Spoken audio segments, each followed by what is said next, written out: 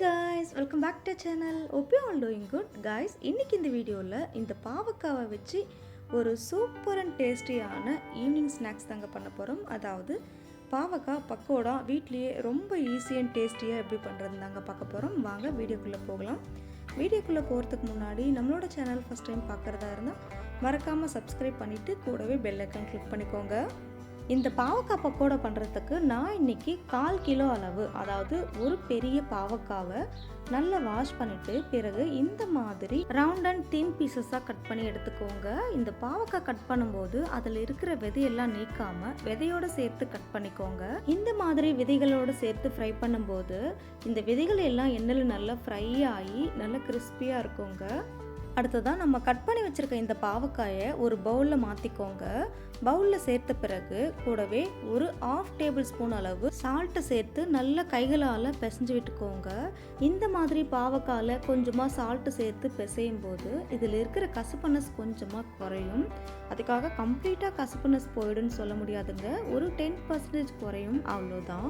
கைகளால் ஒரு 5 நிமிஷத்துக்கு நல்லா பிசைஞ்சு விட்டுட்டு பிறகு தண்ணி ஊற்றி 2-3 முறை நல்லா வாஷ் பண்ணிவிட்டு பிறகு இந்த பாவக்காயை தண்ணி இல்லாமல் வடிகட்டி எடுத்து வச்சுக்கோங்க. இப்போ நம்ம இந்த பாவக்காய் பக்கோடா பண்ணுறதுக்கு ஒரு மசாலா பவுடர் ப்ரிப்பேர் பண்ண போகிறோம். அதுக்கு ஒரு பவுலில் 1 டேபிள் ஸ்பூன் மைதா, 1 டேபிள் ஸ்பூன் கார்ன்ஃப்ளவர், கூடவே 1/4 டீஸ்பூன் மஞ்சள் தூள், 1/2 டேபிள் ஸ்பூன் காஷ்மீரி மிளகாய் தூள், 1/2 டீஸ்பூன் தனி மிளகாய் தூள், 1/2 டீஸ்பூன் சிக்கன் மசாலா, கூடவே 1/4 டீஸ்பூன் அளவு சீரகத்தூள், 1/4 டீஸ்பூன் இஞ்சி பூண்டு பேஸ்ட், கடைசியாக கொஞ்சமாக சால்ட்டு சேர்த்து கைகளால் நல்லா மிக்ஸ் பண்ணி விட்டுக்கோங்க. நம்ம சேர்த்த இஞ்சி பூண்டு பேஸ்ட் இந்த மசாலா கூட நல்லா மிக்ஸ் ஆகி இந்த மாதிரி பவுடர் ஃபார்மில் வர வரைக்கும் கைகளால் நல்லா மிக்ஸ் பண்ணி விட்டுக்கோங்க.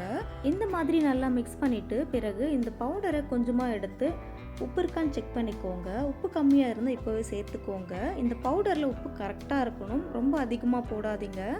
ஆல்ரெடி நம்ம பாவக்காயை உப்பு போட்டு வாஷ் பண்ணியிருக்கிறதுனால பாவக்காயில் கொஞ்சமாக உப்பு இருக்கும், அதனால தான் இந்த பவுடரில் கரெக்டான அளவு உப்பு இருந்தால் போதுமானது.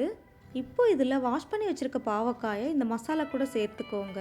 பாவக்காயை சேர்த்த பிறகு தண்ணி எதுவும் சேர்க்காம இந்த மசாலா கூட இந்த பாவக்காய் நல்லா மிக்ஸ் ஆகுற மாதிரி மிக்ஸ் பண்ணி விட்டுக்கோங்க. இப்போ பாருங்கள், நம்ம தண்ணி எதுவும் சேர்க்காமலேயே இந்த பாவக்காயில் இருக்கிற தண்ணியிலேயே இந்த மசாலா நல்லாவே கோட் ஆகிடுச்சு. இப்போது கடைசியாக ஒரு 1/2 டேபிள் ஸ்பூன் அளவு அரிசி மாவு சேர்த்து இதையும் நல்லா மிக்ஸ் பண்ணி விட்டுக்கோங்க. இந்த மாதிரி அரிசி மாவை கடைசியாக சேர்த்து மிக்ஸ் பண்ணும்போது பாவக்காய் பக்கோடா நல்லா கிறிஸ்பியாக இருக்குங்க. இப்போ நம்ம இதை ஃப்ரை பண்ண போகிறோம். ஃப்ரை பண்ணுறதுக்கு ஸ்டவ் ஆன் பண்ணி பேன் நல்லா சூடானதும் கொஞ்சமாகவே எண்ணெய் சேர்த்து நல்லா சூடு பண்ணிக்கோங்க. பிறகு அடுப்பை மீடியம் ஃப்ளேமில் வச்சுட்டு நம்ம மிக்ஸ் பண்ணி வச்சுருக்க பாவக்காயை இதில் சேர்த்துக்கோங்க. இந்த பாவக்காய் ஃப்ரை பண்ணுற எண்ணெயை திரும்ப நம்ம ரீயூஸ் பண்ண முடியாது, ஏன்னா இந்த பாவக்காயில் இருக்கிற கசப்பு தன்மை எண்ணெயில் இருக்குங்க. அதனால் முடிஞ்ச அளவு எண்ணெயை கொஞ்சமாக சேர்த்து ஃப்ரை பண்ணுங்க. ஃப்ரை பண்ணும்போது கொஞ்சமாக கருவேப்பிலை சேர்த்து ஃப்ரை பண்ணுங்க. இப்போது மீடியம் ஃப்ளேம்லேயே வச்சு 2 சைட்லுமே நல்லா ஃப்ரை ஆகிற மாதிரி ஃப்ரை பண்ணிக்கோங்க. இப்போது இந்த மாதிரி நல்லா ஃப்ரை ஆகி கோல்டன் ப்ரௌன் கலரில் வந்த உடனே எண்ணெயிலேருந்து வடிகட்டி எடுத்துக்கோங்க. இதே மாதிரி ரிமைனிங் இருக்க பாவக்காயும் ஃப்ரை பண்ணி எடுத்துக்கோங்க. அவ்வளோதாங்க, நம்மளோட பாவக்காய் பக்கோடா ரொம்ப சூப்பர் அண்ட் டேஸ்டியாக ரெடி ஆகிடுச்சு.